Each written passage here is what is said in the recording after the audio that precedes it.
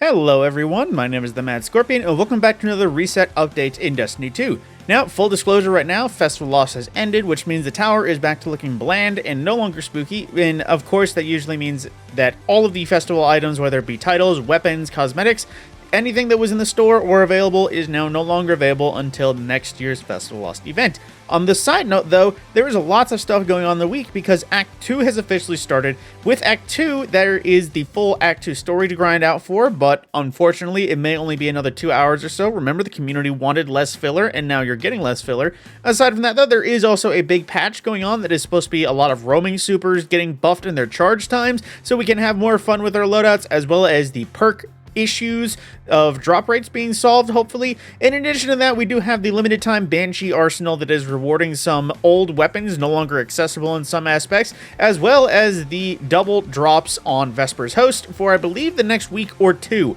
I forget exactly the time frame, but it is happening right now. In addition to that, strikes. There is a lot of stuff going on in the strike playlist because Nightfalls currently have boosted rewards, strikes have boosted rank, the Conqueror node is live, which means of course that the available Nightfalls are all there for at least once per person if you wish to guild your Conqueror. But aside from that, it is time to get into this week's Nightfall, which is the birthplace of the Vile, which isn't a terribly difficult strike on its own. Again, per the usual with Grandmasters, to the uninitiated, it would be a bit difficult. Although the Scorn enemies certainly give you a rough time on their own, the strike itself isn't too terrible. It's mostly just going through a lot of places. There isn't many objectives where you have to hold down, aside from one room that you do have to deal with a slight onslaught or two, but then getting all the way to the boss, it is only tricky because typically there is a void burn when it comes to this strike, and the boss, of course, is a Scorn sniper, which means he deals a lot of damage, a heavy amount of ads that keep coming in interjectingly, but aside from that, that is pretty much the most of the strike. Once you get used to it, it isn't that terrible in comparison to some other options this season. The weapon this week is the Wild Style Grenade Launcher, which isn't exactly one to speak of on its own right.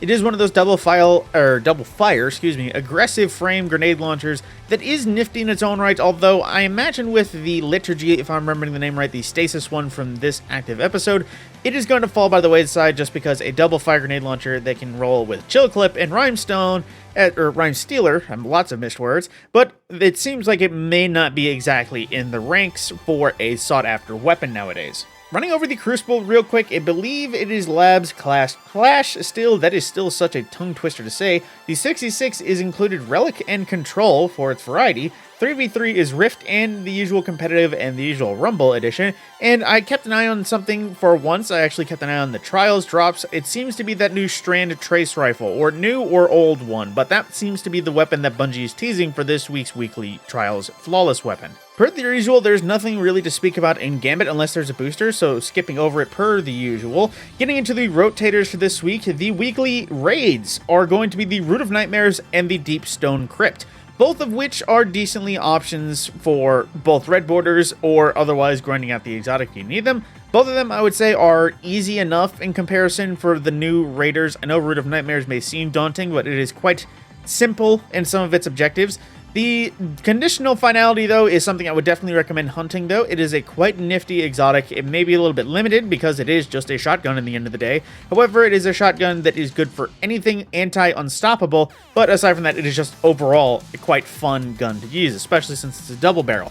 But then into the Deepstone Crypt, there is many good weapons that I would say is worth going for, whether it be the rare opportunity of the Bequest Sword using Surrounded and being the highest damage dealer, the Hand Cannon being nifty for Volt Shot, or the Machine Gun, Scout Rifle, the Shotgun, Sniper Rifle. All of those are top tier weapons in their own right for almost anything in this game. So keep that in mind when hunting this weapon set. I would advise highly getting the Red Border Craftables, in addition to the exotic being Eyes of Tomorrow, which is a very fun and maybe not end-game effective, but quite useful rocket launcher, because if you don't remember what it does, it can lock, God, all the words just wrong. It can lock onto multiple targets at once, and if you kill at least 4 things with a volley, you will get a round returned into your ammo. So it means functionally, if you are continuing to kill, you have infinite ammo, which for a heavy weapon is quite good.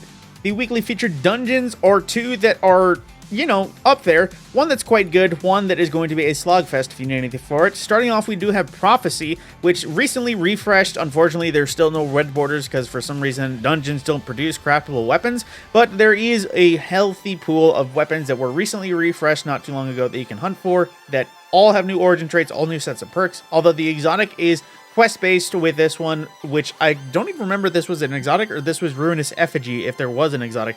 Regardless, there isn't exactly something to hunt for in case you don't have it. You just have to kind of do it, if it's even possible nowadays.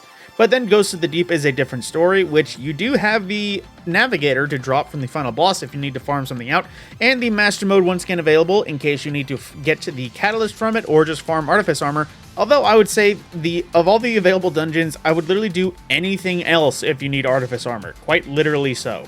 Starting off with our available focuses for Master Modes, we do have Salvation's Edge being Strength focused and the Root of Nightmares being Discipline focused. Unfortunately, the Deepstone Crypt does not have a Master Mode, so you can't get Adepts or focus your armor grinding for it.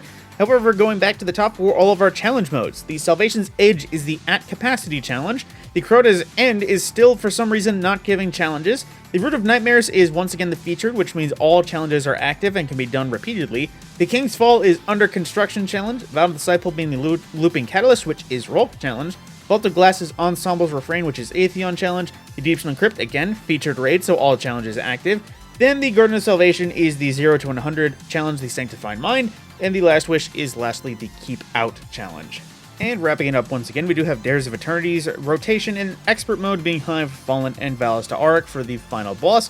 But then getting into our seasonal challenges, we do have 7 more weeks, I believe, of this, 7 or 8 more if they continue with a 15-week cycle. But we do have another 50 ranks to go through the pass, so keep that in mind for doing these challenges. The first, of course, is going to be complete Part 1, Act 1 of Grave Robber, which, full disclosure, for the next 3 weeks, this challenge is probably going to be auto-completed if you blaze through everything right away.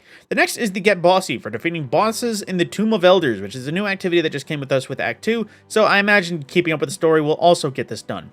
Next is Tomb Banes for defeating Bane and Powered Combatants in the Tomb of Elders. I don't imagine these spawn naturally in the base variety. They might in the higher difficulty version, so just keep that in mind for the future. There's Ritual Ornament for acquiring any ornament for the seasonal ritual weapon. So if you don't know what that means, basically if you visit Zavala, the Drifter, or Shaxx, any of the 3 ritual vendors, if you play for long enough, you'll earn the Fair Judgment, which is this season's ritual weapon. Once you reset your rank, you'll get access to the next page, which will give you an ornament for said weapon. That is the ritual ornament that you need to acquire to finish this challenge. It will require quite a bit of planning,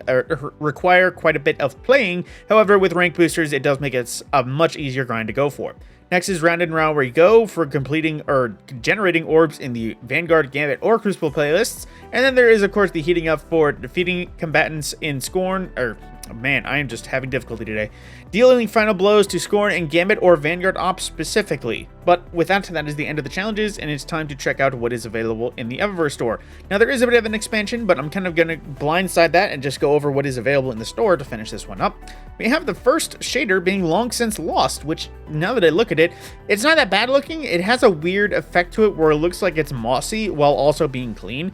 If this was a simple white and green that was fully clean, minus the moss, I would probably go for this, but the moss does lower its effectiveness a little bit now. Although, in terms of weaponry, I do approve of that mossy look, considering it's over almost all of it. The next is the Transcendental Ambition, which is a weird word to say out loud, but then it's pretty much looking at it, a red and gold kind of metallic pearlescent. There isn't no good way to describe this other than you look like you might be on fire without actually being on fire. The next is a, ghost projection that is, it's that. There's nothing else I can really say about it. And the Lion Tamer emote, which I believe is from season 15, which is a funny one where you're just kind of holding a chair and a whip trying to, back a lion away from you, although it doesn't really end that well. It doesn't end well at all. But then there is another set of armor that is universal ornaments for your classes. This is the armor from season 19, Season of the Seraph, if I'm remembering numbers and names right. Basically, if you wanted an Eververse set for free and had the Bright Dust to spare, the chest plate should be available for all 3 characters. So if you want it, make sure to acquire it while you can in the Eververse store. Again, they reset weekly and will disappear and probably won't be back this season, if at all. Then into our main Bright Dust page. The first on the shaders and flare, we have Nectar Dynamo, which is one that kind of looks cool in almost every weapon, but somehow doesn't work with every single piece of armor. It's hard to explain precisely, but it looks cool, but you really do have to, aim it. Then next is the Laguna Cruiser, which is another shader from the same season, which is a little bit more refined, as it is mostly a metallic blue, dark blacks, a very solid and clean look, which honestly, I might run that for my setup, considering it's Thunder Crash, and this match is Thunder Crashed quite well. Next is the Wayfarer's Guise, which is another one of those green shaders that is just lots of green, but isn't exactly a clean set of green. Literally, if you just want to look green, there's so many shaders that just make you green, but not really in a clean way. And the next is a Spark of Joy, which similarly so, this is a bright, as you can tell, white with pink highlights, but it doesn't look too terrible. Like, I'm actually debate using this every now and again. If only the weapons were slightly less pink. But then there is the Transmit effects, the Twin Snake effects, which is just, Gambit, Snake, Ghost Slither. The Shadow Legion entrance, which is the classic Red Legion entrance, just made purple. Then next is the Lattice entrance, which is Vex effects remade into, not Vex colors. Well, that may be Vex colors, but it's hard to tell. Now, next is some emotes. The Royal Groove Dance, which, this is another one of those dances where I have no idea where it might be from. But, then again, it's always dances. Somebody likes them, somebody doesn't. Then the Chicken Dinner emote, which is you just eating chicken like an absolute unit and just continuing on and eating everything until you're done. Then there is the Game Ghost Shell, which is your ghost looking like a classic Game Boy, and also being a brick with the Destiny 2 cartridge in the back. Jesus, this is an absolute brick of a ghost shell in the visuals.